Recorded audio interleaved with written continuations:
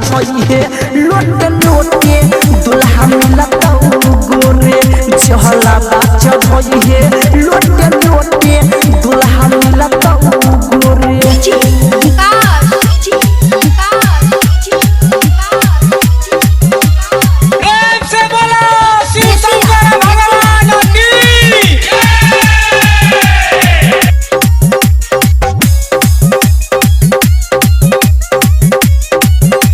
घर जाए से पहले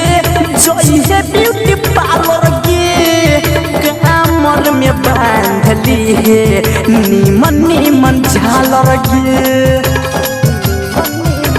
हाँ ये घर जाए से पहले जइए ब्यूटी पार्लर के कमर में बांध ली है नीमन झालर के भोले के नाम लेके जइए बाबा के कृपा से मिलता ऊपर के बाबा के कृपा से मिलता ऊपर के मिल जातो दुल्हा बढ़िया समाई मुझे जनमपुर भोरे दुल्हा मिलता गोरे गे दुल्हा मिलता गोरे जहला चढ़ई है लोटे लोटे दुल्हा मिलता गोरे जहला चढ़ई है लोटे लोटे दुल्हा मिलता गोरे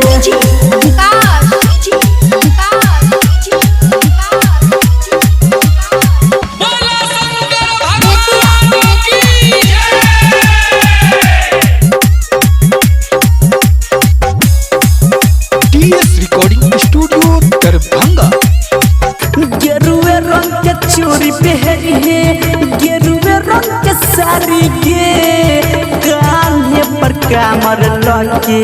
चली है अगारी के